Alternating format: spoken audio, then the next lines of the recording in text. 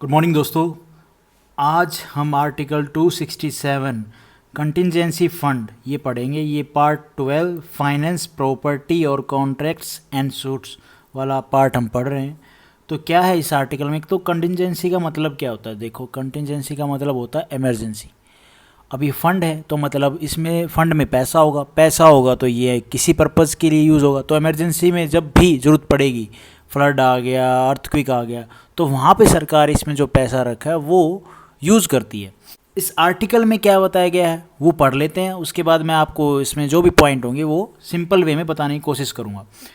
तो सबसे पहला क्लोज है, पार्लियामेंट में by law establish a contingency fund in the nature of an impressed to be entitled the contingency fund of India into which shall be paid from time to time such sums as may be determined by such law and the said fund shall be placed at the disposal of the president to enable advances to be made by him out to such fund for the purpose of meeting unforeseen expenditure pending authorization of such expenditure by parliament by law under article 115 और article 116। सबसे पहली बात हम इसमें देखें तो ये जो इम्प्रेस्ड वर्ड है इसका क्या मतलब है?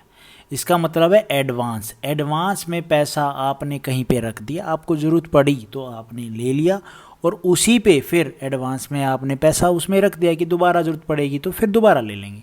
तो यहाँ पे यही वर्ड है कि फंड में आप पैसे रखते हो, जब भी आपको इमरजेंसी टाइम पे ज़रूरत होती है तो आप उसको वहाँ से ले सकते हो और फिर से उसमें पैसा डाल देते हो ताकि फिर इन फ्यूचर जब भी ज़रूरत पड़े तो हम उसका यूज़ कर सकें। तो यहाँ पे इसका मतलब ये है। इस फंड में ये है कि भाई जो कंटिजेंसी फंड ऑफ इंडिया है ये किसके पास होता है? तो प्रेसिडेंट के डिस्पोजल पे होता है ये। अब दूसरा ये कि ये किसके लिए होता है? तो कंटिजेंसी मैंने आपको बताया भाई इमरजेंसी टाइम में होता है इसका यूज़, जो भी इसमें पैसा होता है। भाई लिमिट क्या होती है इसमें? एक अमाउंट सरकार डिसाइड करके रखती है, 500 करोड़, 1000 करोड़, जो भी होता है, जितनी अमाउंट में, ये मैंने आपको पहले बताई हुई है कितनी अमाउंट कितनी किसमें होती है, उस पर हम बात नहीं करेंगे फिलहाल। इस आर्टिकल में क्या उस पर ऊपर बात करेंगे। तो ये फंड किसके लिए होता है कि भाई इमरजेंसी टाइम के लिए, और इसमें एडवांस लेते हैं, विड्रॉ नहीं होता है। इसमें आप पैसे को विड्रॉ नहीं करते हो, इसमें आप एडवांस लेते हो। एडवांस मीन्स कि आपको फिर से उसमें पैसा भरना होता है। उसके बाद हमने यहाँ पे देखा अनफोर्सिन एक्सपेंडिचर। अब अनफोर्सिन एक्सपेंडिचर कौन से होते हैं? भाई इमरजेंसी टाइम में इतना टाइम नहीं है कि लॉ बना के, एक्ट बना के आपको फिर वो अमाउंट पास करवानी है, फिर वो पास होगी फिर आप उसको लोगे, नहीं, अप्रोप्रिएट करना है, तो इस सब का टाइम नहीं होता है इमरजेंसी टाइम में। तो सरकार क्या करती है, कंटिजेंसी फंड ऑफ इंडिया से एडवांस लेते हैं और एडवांस लेके फिर से उसमें वो पैसा उतनी अमाउंट बाद में भर देते हैं, जो कि प्रॉपर प्रोसीजर फॉलो करते हैं। जो प्रोसीजर होता है उस पैसे को निकालने का, वो प्रोसीजर फॉलो किया जाता है सरकार के द्वारा। और जो ये प्रोसीजर होगा ये किसके द्वारा किया जाएगा? पार्लियामेंट करेगी। पार्लियामेंट के द्वारा ये जो भी प्रोसीजर होता है वो किया जाता है। अच्छा, ये जो आर्टिकल है ये हमने आर्टिकल 115 और 116 ये हमने देख चुके हैं। आप पहले आर्टिकल खोलें, उससे आपको पता चल जाएगा यहाँ पे क्या कह रहा है कि by parliament by law under article 115 और अंडर आर्टिकल 116, इनके अंडर में जो भी काम होता है, जो भाई ऑथराइजेशन है, जो भी पैसे का भाई इस इमरजेंसी पर्पज़ के लिए निकालना है, जो प्रोसीजर होगा वो फॉलो किया जाएगा, वो यहाँ पे आपको मिल जाएगा। बाद है second close. Second close same है जो मैंने आपको पहले बताया, वो सेंटर के लिए था, कंटिजेंसी फंड ऑफ सेंटर के लिए, और यहाँ पे ये स्टेट के लिए है। भाई स्टेट गवर्नमेंट का भी तो ये कंटिजेंसी फंड होता है, इसमें पैसा रखा जाता है।